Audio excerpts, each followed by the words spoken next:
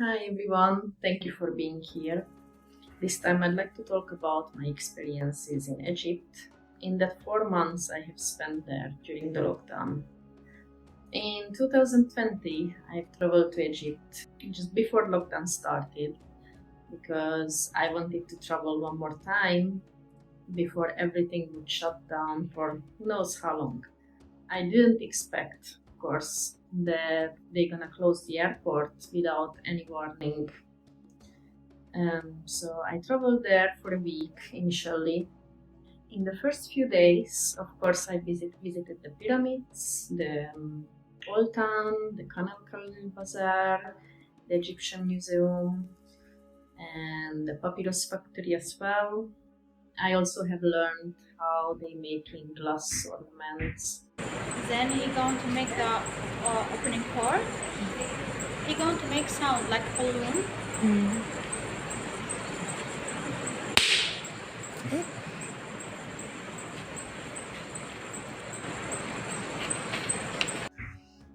And the second half of my stay, I had a plan to go to Ain Sokna beach, but it was a huge shower that time and the roads were flooded, so I had to turn back. I also made a few new friends during this trip, and because um, most of my stay it's been a bad rainy weather, I decided if I find a good ticket for a week later, I'm gonna extend my stay. And I have found for £150 ticket, which is good, to the UK because I've been living in the UK at that time. So I have extended my stay, and just 2 hours after, I have booked my new ticket. And the old one, well, I couldn't have reached my original flight anymore. I just missed it. And they announced in the radio that they have closed the airport for 2 weeks. That's what they said. And all the tickets which been booked are cancelled. In this time, rescue flights from the UK were coming to help people who stuck in the country to take them back to the UK for an amazing price of £1,000, maybe 900, I'm not sure. So I have decided to stay in my hotel and wait out this time until they opening the airport. Took 2 weeks, is not much. Lockdown wasn't as strict in Egypt as in the UK. We were allowed to go out to the street, go around with a car. Some local cafes were open as well. Unfortunately, all the beaches closed down, but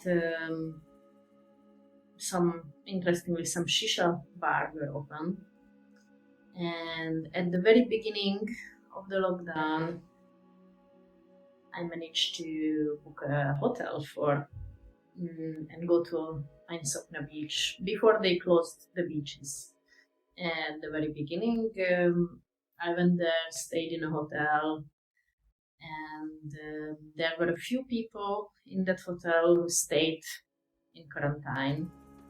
The shops around that place, that hotel, were still open, but they were really empty, same as the beaches. They reminded me of that series, The Last Man on Earth. And during my stay, I have also went horse riding to the desert and also visited the White Desert. The White Desert is a national park in the Farfar region and known for its surreal landscape of natural rock formations. These unique structures, like the chicken, mushroom, or the rabbit shaped rocks, were formed over millions of years from wind erosions of limestone and chalk deposited from an ancient ocean floor.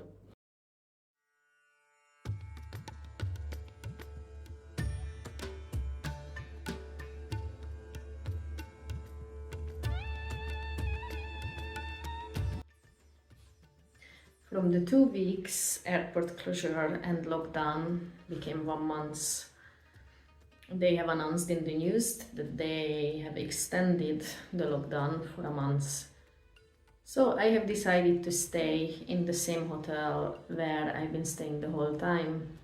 The owner of the hotel was very helpful and understanding that I have stuck there, so he gave me a great deal of $15 per night, including a filling Egyptian breakfast as well. The breakfast included full means beans, baba ganoush, which is made from aubergines and I love it, hummus, pita bread, black honey, which is really healthy because it has a lot of minerals. And new rescue flights came from the UK as well for £800. So I kept my decision to stay and wait it out. Then this 1 month got extended for 3 months. Also new rescue flights were coming for similar prices. So as you had talked, I didn't rush to get back to UK.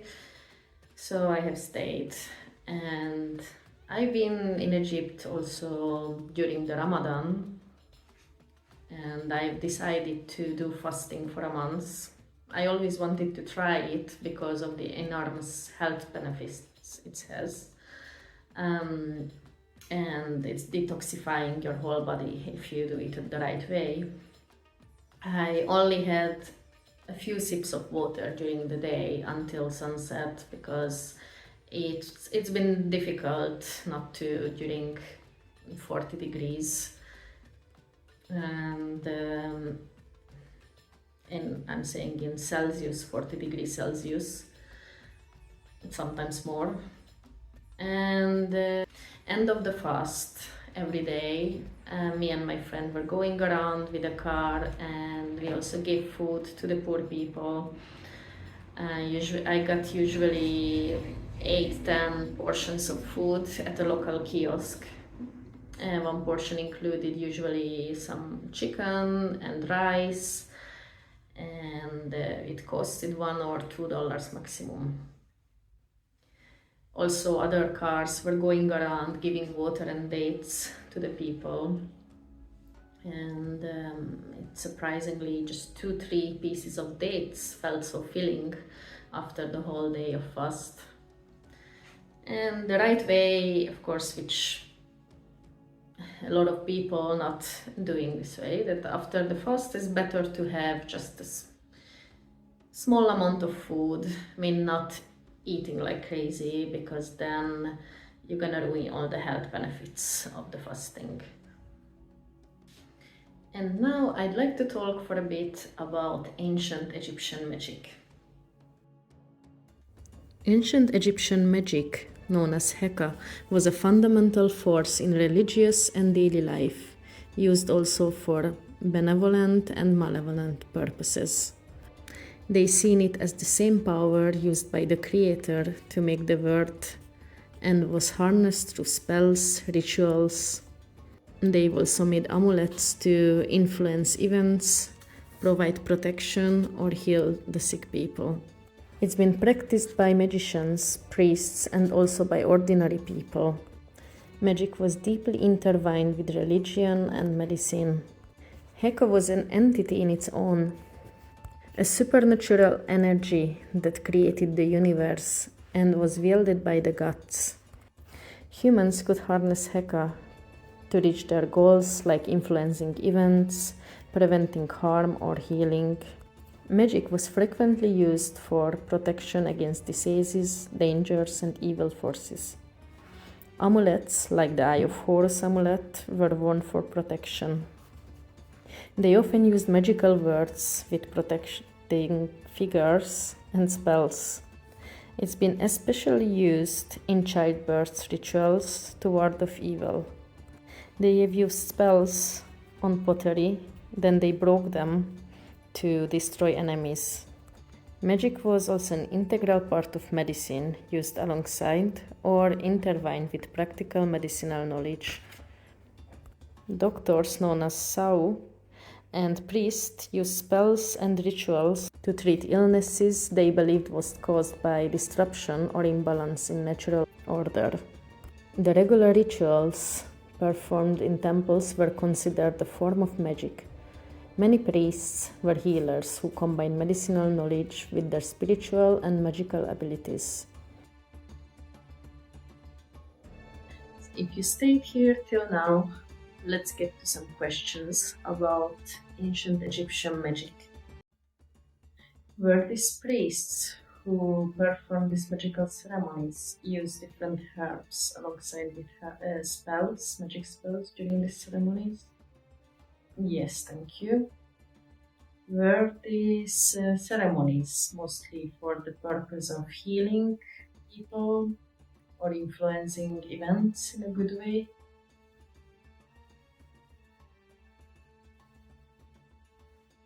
Yes, thank you. Did they call in different gods for these rituals?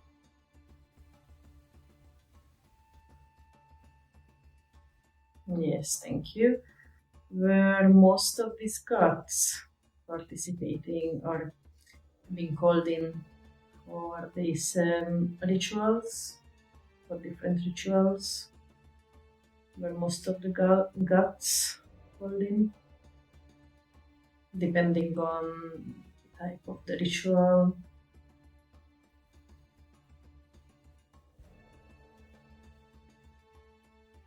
No. So, thank you. Did they do love spells or magic as well in the ceremonies? Yes, thank you. Have any amulet existed which was bearing an extremely strong power or have believed to have an extremely strong power and others were trying to steal it from the owner?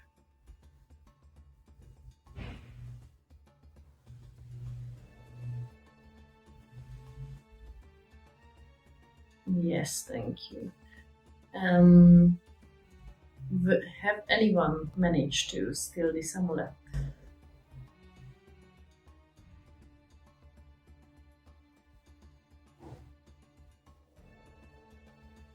No.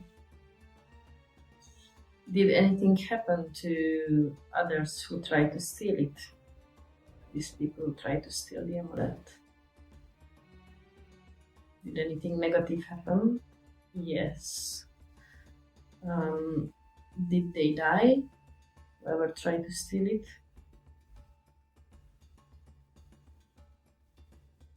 Or get seriously ill?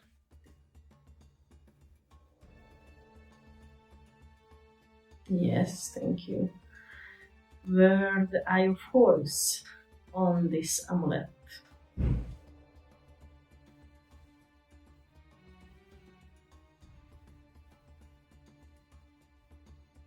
That's a yes.